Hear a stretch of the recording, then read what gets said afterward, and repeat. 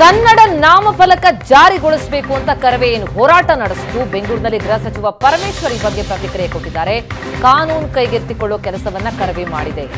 ಗಲಾಟೆ ನಡೆದ್ರೂ ಪೊಲೀಸರೇನು ಸುಮ್ಮನೆ ಕೂರೋದಕ್ಕಾಗತ್ತಾ? ಸರಿಯಾಗಿ ಹೇಗೆ ನಡೆಸಿಕೊಳ್ಬೇಕು ಅಂತ ಅವರನ್ನೇ ಕೇಳ್ತೇನೆ ಅಂತ ಕರವೇ ಅಧ್ಯಕ್ಷ ನಾರಾಯಣಗೌಡರ ವಿರುದ್ಧ ಜಿ ಪರಮೇಶ್ವರ್ ಗರಂ ಆಗಿ ಪ್ರತಿಕ್ರಿಯಿಸಿದ್ದಾರೆ. ಚುನಾವಣೆಯಲ್ಲಿ ಪಾಠ ಕಲಿಸ್ತೇವೆ ಎನ್ನುವಂತಹ ನಾರಾಯಣಗೌಡರ ಹೇಳಿಕೆಗೆ ನಾವು ಬಹಳ ಪಾಠ ಕಲ್ತಿದ್ದೇವೆ, ಇನ್ನು ಕಲಿಯೋದು ಏನಿದೆ, ನಾವು ಬೇರೆಯವರಿಗೆ ಪಾಠ ಹೇಳಿಕೊಡುವಷ್ಟು ಬೆಳೆದಿದ್ದೇವೆ ಅಂತ ಪರಮೇಶ್ವರ್ ಗರಂ ಆಗಿ ಪ್ರತಿಕ್ರಿಯಿಸಿದ್ದಾರೆ. ನಾವು ಭಾಳ ಪಾಠ ಕಲ್ತಿದ್ದೀವಿ, ಇನ್ನು ಕಲಿಯೋದೇನಿದೆ, ಬೇಕಾದಷ್ಟು ಪಾಠ ಕಲ್ತಿದ್ದೀವಿ. ಕಾಂಗ್ರೆಸ್ ಪಾರ್ಟಿ ಈ ದೇಶದಲ್ಲಿ ಭಾಳಷ್ಟು ಪಾಠ ಕಲ್ತಿದ್ದೀವಿ. ನಾವು ಸರ್ಕಾರ ನಮ್ಮಲ್ಲಿ ಹೆಂಗೆ ಎಕ್ಸ್ಪರ್ಟ್ಸ್ ಇದ್ದಾರೆ ಅಂದರೆ ನಾವು ಬೇರೆಯವ್ರಿಗೆ ಹೇಳ್ಕೊಡೋ ಹೇಗೆ ಎಕ್ಸ್ಪರ್ಟ್ಸ್ ಇದ್ದೀವಿ. ನಾವು ಭಾಳ ಪಾಠ ಕಲ್ತಿದ್ದೀವಿ, ಇನ್ನು ಕಲಿಯೋದೇನಿದೆ, ಬೇಕಾದಷ್ಟು ಪಾಠ ಕಲ್ತಿದ್ದೀವಿ. ಕಾಂಗ್ರೆಸ್ ಪಾರ್ಟಿ ಈ ದೇಶದಲ್ಲಿ ಭಾಳಷ್ಟು ಪಾಠ ಕಲ್ತಿದ್ದೀವಿ. ನಾವು ಸರ್ಕಾರ ನಮ್ಮಲ್ಲಿ ಹೆಂಗೆ ಎಕ್ಸ್ಪರ್ಟ್ಸ್ ಇದ್ದಾರೆ ಅಂದರೆ ನಾವು ಬೇರೆಯವ್ರಿಗೆ ಹೇಳ್ಕೊಡೋ ಹೇಗೆ ಎಕ್ಸ್ಪರ್ಟ್ಸ್ ಇದ್ದೀವಿ. ನಾವು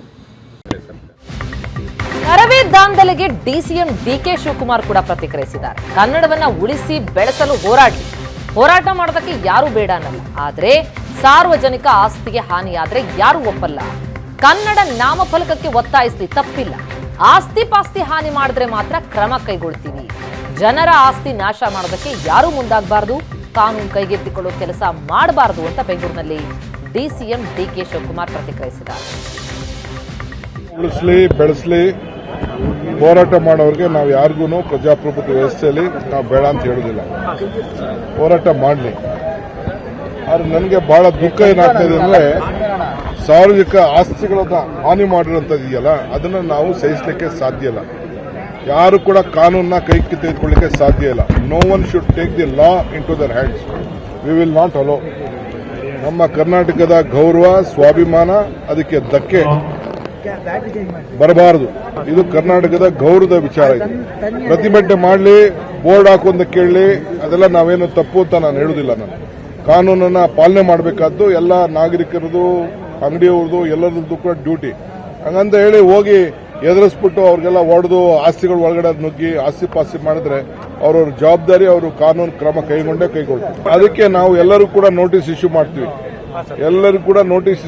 ಯಾವ ರೀತಿ ಫಲಕ ಇರಬೇಕು ಅಂತ ನಾವು ಈಗಾಗಲೇ ಕೊಟ್ಟಿದ್ದೀವಿ. ಮತ್ತೆ ನಾನು ಬೆಂಗಳೂರು ನಗರದ ಎಲ್ಲರೂ ಕೂಡ ನಾವು ನೋಟಿಸ್ ಇಶ್ಯೂ ಮಾಡ್ತೀವಿ. ಹಾಗಂತ ನೀವು ಯಾರು ಸಂಘಟನೆಗಾರರು ಹೋಗಿ ಆಸ್ತಿಗಳನ್ನ ಒಡೆದಾಕುವಂಥದ್ದು, ಕಲ್ತೂರುವಂಥದ್ದು ಅದು ಮಾಡಬಾರ್ದು. ಸಹಕಾರ ಇತ್ತು ಇಲ್ಲ ಅನ್ನೋದು ನಾನು ಹೇಳೋದಿಲ್ಲ, ಅವ್ರು ಮಾಡಿದ್ದಾರೆ, ನಾನು ಇಲ್ಲ ಅಂತ ಹೇಳೋದಿಲ್ಲ. ಹಂಗಂತ ಕಾನೂನನ್ನ ಕೈಗೆ ತೆಗೆದುಕೊಳ್ಳಿಕ್ಕೆ ನಾವು ಅವಕಾಶ ಕೊಡೋದಿಲ್ಲ.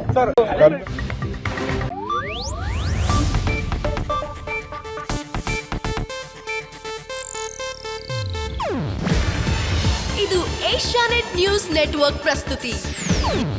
ನೀವು ನೋಡ್ತಿದ್ದೀರಾ ಏಷ್ಯಾನೆಟ್ ಸುವರ್ಣ ನ್ಯೂಸ್.